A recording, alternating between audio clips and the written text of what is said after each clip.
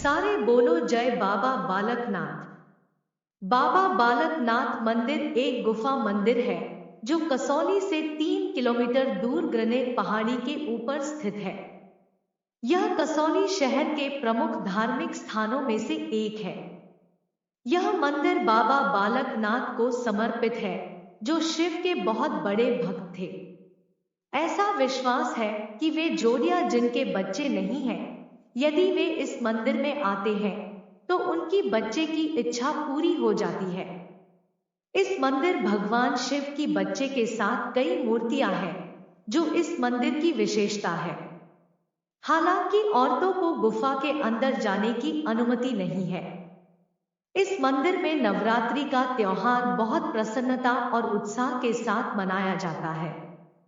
बाबा बालकनाथ जी हिंदू आराध्य हैं, जिनको भारत में बहुत श्रद्धा से पूजा जाता है।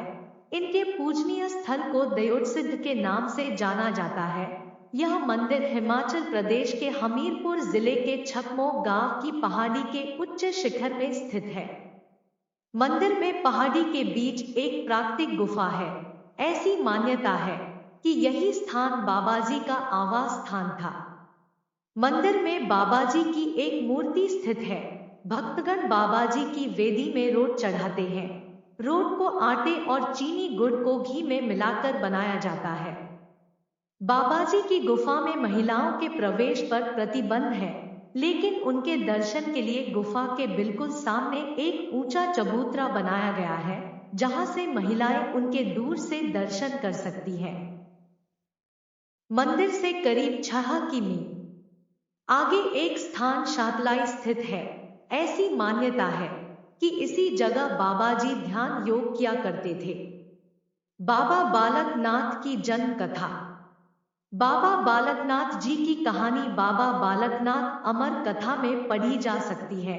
ऐसी मान्यता है कि बाबाजी का जन्म सभी युगों में हुआ, जैसे कि सत्य युग, त्रेता युग, द्वापर युग और वर्तमान में कल युग, और हर एक युग में उनको अलग अलग नाम से जाना गया, जैसे सतयुग में स्कंद, त्रेता युग में कौल और द्वापर युग में महाकौल के नाम से जाने गए।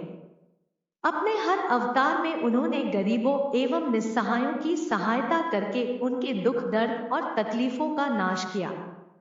हर एक जन्म में यह शिव के बड़े भक्त कहलाए। द्वापर युग में महाकौल जिस समय कैलाश पर्वत जा रहे थे, जाते हुए रास्ते में उनकी मुलाकात एक वृद्ध स्त्री से हुई। उसने बाबा जी से गंतव्य में जाने का अभिप्राय पूछा। वृद्ध स्त्री को जब बाबा जी की इच्छा का पता चला कि वह भगवान शिव से मिलने जा रहे हैं, तो उसने उन्हें मानसरोवर नदी के किनारे तपस्या करने की सलाह दी और माता पार्वती, जो कि मानसरोवर नदी में अक्सर स्नान के लिए आया करती थी, से उन तक पहुंचने का उपाय पूछने के लिए कहा। बाबाजी ने बिल्कुल वैसा ही किया और अपने उद्देश्य भगवान शिव से मिलने में सफल हुए। बालयोगी महाकौल को देखकर शिवजी बहुत प्रसन्न हुए और उन्होंने बाबाजी को कलयुग तक भक्तों के बीच सिद्ध प्रतीक के तौर से पूजे जाने का आशीर्वाद प्रदान किया और चिर आयु तक उनकी छवि को बालक की छवि के तौर पर बने रहने का भी आशीर्वाद दिया। कलयुग में बाबा बालकनाथ जी ने गुजरात काठियावाड़ में देव के नाम से जन्म लिया। उनकी माता का नाम लक्ष्मी और पिता का नाम वैष्णव वैश्य था। बचपन से ही बाबाजी आध्यात्म में लीन रहते थे। यह देखकर उनके माता पिता ने उनका विवाह करने का निश्चय किया, परंतु बाबाजी उनके प्रस्ताव को अस्वीकार करके और घर परिवार को छोड़कर परम सिद्धि की राह पर निकल पड़े। और एक दिन जूनागढ़ की गिरनार पहाड़ी में उनका सामना स्वामी दत्तात्रेय से हुआ और यहीं पर बाबाजी ने स्वामी दत्तात्रेय से सिद्ध की बुनियादी शिक्षा ग्रहण करी और सिद्ध बने। तभी से उन्हें बाबा बालकनाथ जी कहा जाने लगा। गरुड़ का पेड़। यह पेड़ अभी भी शातलाई में मौजूद है। इसी पेड़ के नीचे बाबाजी तपस्या किया करते थे। दूसरा प्रमाण एक पुराना पुलिस स्टेशन है, जो कि बड़सर में स्थित है, जहां पर उन गायों को रखा गया था जिन्होंने सभी खेतों की फसल खराब कर दी थी, जिसकी कहानी इस तरह से है कि एक महिला जिसका नाम रत्नो था, बाबाजी को अपनी गायों की रखवाली के लिए रखा था, जिसके बदले में रत्नो बाबाजी को रोटी और लस्सी खाने को देती थी। ऐसी मान्यता है कि बाबाजी अपनी तपस्या में इतने लीन रहते थे कि रत्नों द्वारा दी गई रोटी और लस्सी खाना याद ही नहीं रहता था।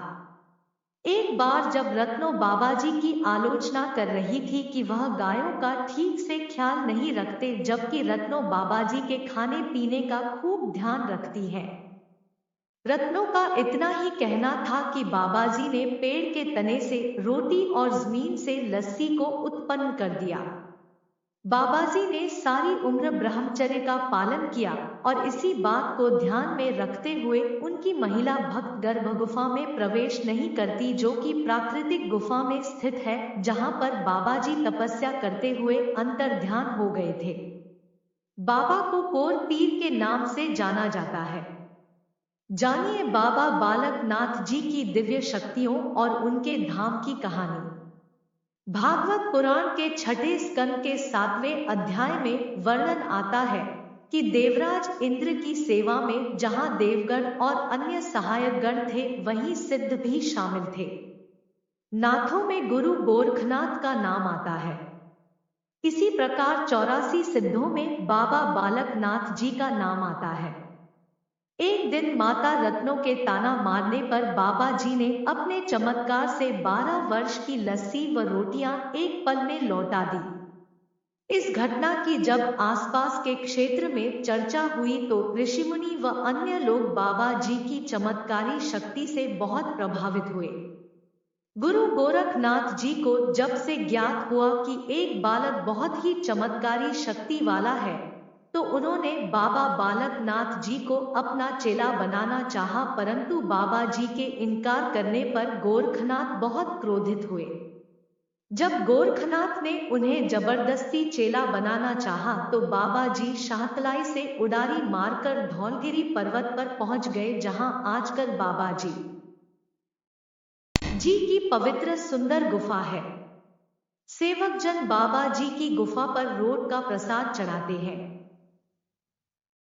बताया जाता है कि जब बाबा जी गुफा में अलोप हुए तो यहाँ एक दीपक जलता रहता था, जिसकी रोशनी रात्रि में दूर दूर तक जाती थी, इसलिए लोग बाबा जी को दियोट सिद्ध के नाम से भी जानते हैं।